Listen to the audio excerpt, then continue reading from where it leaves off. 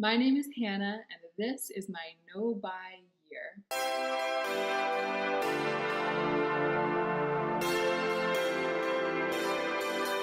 Hello from an actual, literal cabin in the woods. I am spending the week in this remote cabin working on some essays. As many of you already know, I'm a writer, and this cabin belongs to a retreat center that has a couple of cabins like this that they offer to writers and artists to come to for a week or 2 weeks at a time to work on their art in solitude. So that's what I'm doing here. I pre-filmed a couple of videos, but I didn't pre-film enough videos. There was one missing, which is the upload for today, Sunday. So I'm just filming this quick video on my laptop camera. I know that the video quality and the sound quality aren't what you're used to, and I think it's actually really echoey in here. The audio might come out pretty bad, but hopefully you can still hear me.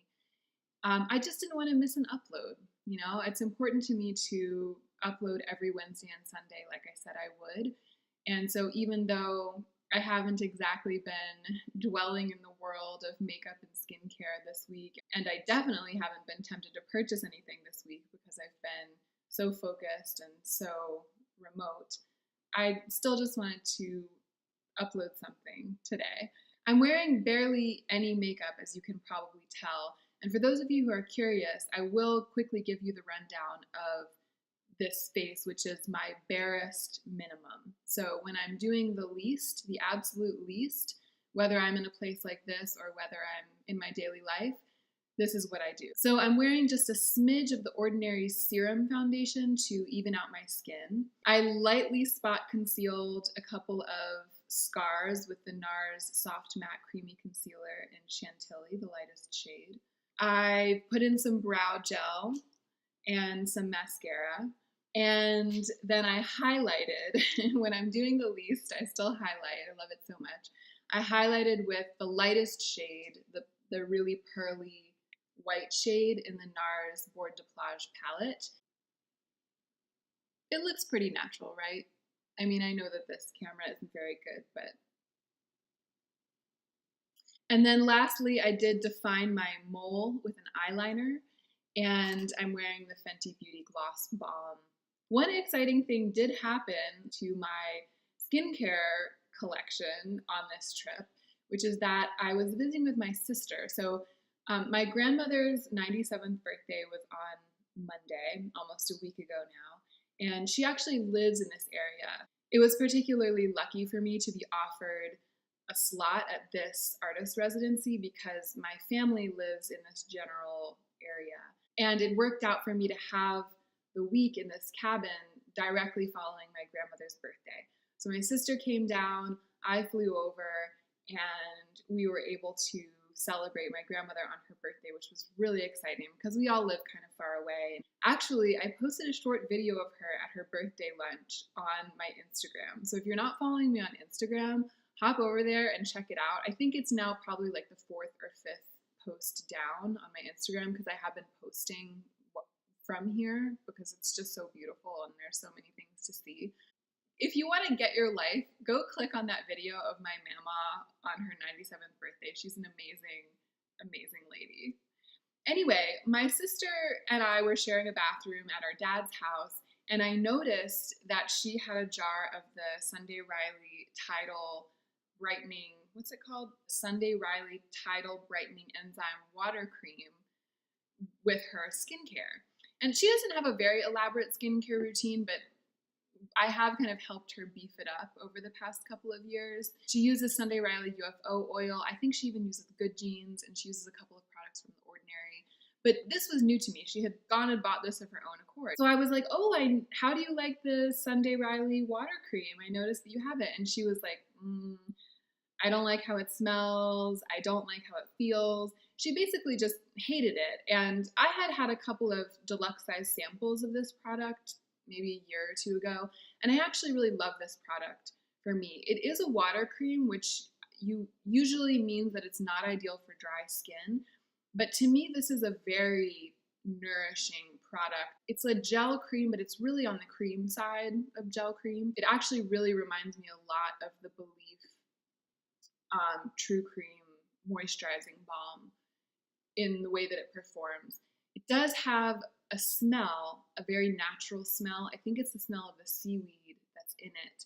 And Ellie really hated it. And I was like, half joking, I was like, well, you could give it to me. And she was like, do you want it?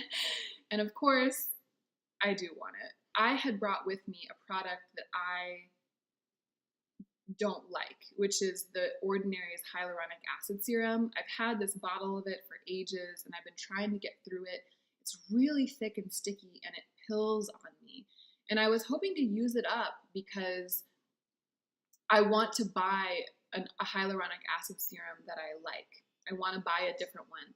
And because of the rules of my no-buy-year, I can't buy a hyaluronic acid serum until I had used up that other one.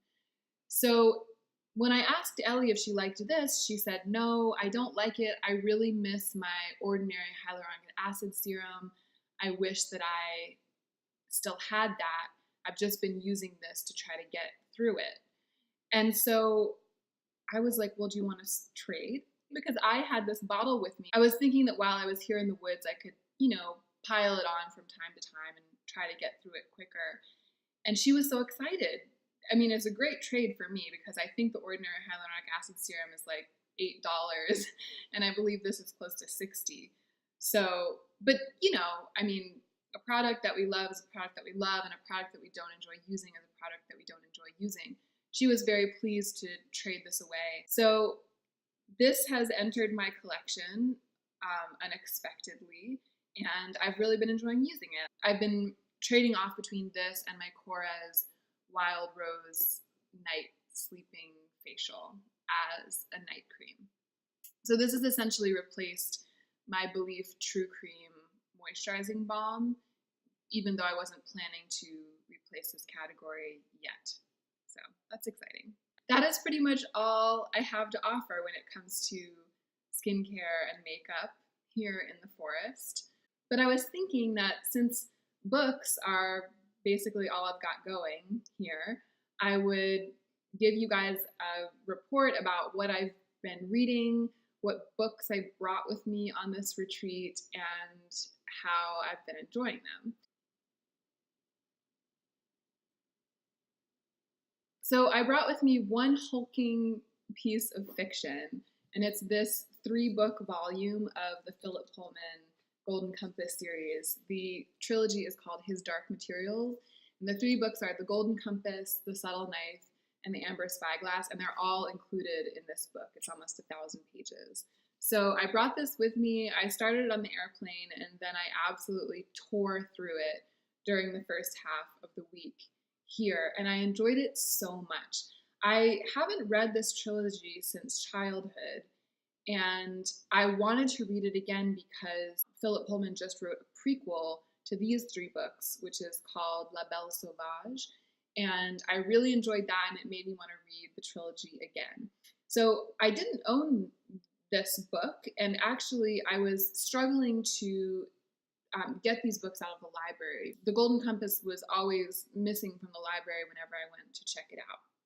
So when I was up in Portland a couple of weeks ago dancing at the Tango Festival, my lovely friend Shori went one day to Powell's Books, which is a gigantic bookstore in Portland, big famous bookstore, and she bought this for me. She knew that I had been kind of wishing for these books and wishing that I could start reading them again, and she came to the Tango event that night with this tome, and she said, I got you a present, and this is it. That was really wonderful, and I was able to dive into these books while I was here. They're fiction, and I'm not a fiction writer. I'm an essayist and a poet, but I do find that there's, in addition to them being rip-roaring fun to read, there is a spiritual layer to Philip Pullman's work, an obvious one in that he's dealing with questions of religion and the institutions that support religion, but there are also other spiritual layers, things that have to do with holding your mind in a certain balanced state that allows you to see clearly. This trilogy came at a really good time for me. It really resonated with me, in multiple ways, and I'm so glad that I hauled this brick of a book with me all the way from Los Angeles. So after that, I moved on to this book of essays by Annie Dillard. This book is creative nonfiction. These are personal essays. So this work is in the same genre as the work that I've been doing during the week that I've been here. And what an absolute pleasure. I had read some of Annie Dillard's books before. She has a book of essays called An American Childhood about growing up in Pittsburgh. She has a book of essays called A Pilgrim at Tinker Creek, which is nature writing, really potent and creative nature writing. I had read those books almost 10 years ago now. This is the selected works. So it's essays selected from all of her different volumes, as well as a couple of new essays, and it's called The Abundance. I cannot recommend Annie Dillard more highly. Anything by her. Her writing is notoriously lush and ecstatic and accessible. After that, I moved on to this book by Theodore Roethke. Theodore Roethke was one of the finest American poets of the 20th century, and he grew up in Michigan, and he was a genius. So this book on poetry and craft is selected essays by Theodore Roethke about the writing and teaching of poetry. So if you're interested in the craft of poetry, you can't miss this book. It's one of the best of its kind. If you're not really that interested in the craft of poetry, I don't know if it would necessarily intrigue you unless you are just a wide-ranging intellectual with a hunger for information on all topics, which I hope you are. I'm not saying I don't recommend this book. I have a particular interest in it because it speaks directly to my work as a poet, my life as a poet, and my obsession with the craft of poetry. And I have read this before. It's been a while. I knew I would be writing here. I wanted to steep myself in the words and the work of poets I respect, and I thought that this would be the perfect thing in the perfect place at the perfect time, and it has been. So as a companion to this book, I brought the collected works of Theodore Roethke. I just wanted to make sure I had his work close at hand while I was reading his writing about his work. And I also brought this Pulitzer Prize-winning volume of poetry called Late Wife. It's by a poet named Claudia Emerson, and she is contemporary. She's no longer living, but this is the book of contemporary poetry. This is a beautiful book, and I highly recommend it. I brought The Essential Emily Dickinson, Can't Be Without It. Sylvia Plath, The Colossus. I thought I would spend a little quality time with Sylvia here in the woods, and I've enjoyed it very much. This is also a brilliant book. If you don't know Sylvia Plath, any of her books, but I actually probably would recommend this as the first one.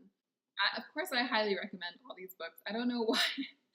I don't know why I'm saying whether or not I recommend them as if I might not recommend them. I knew what I was doing when I picked this pile of books to bring with me. I recommend them all.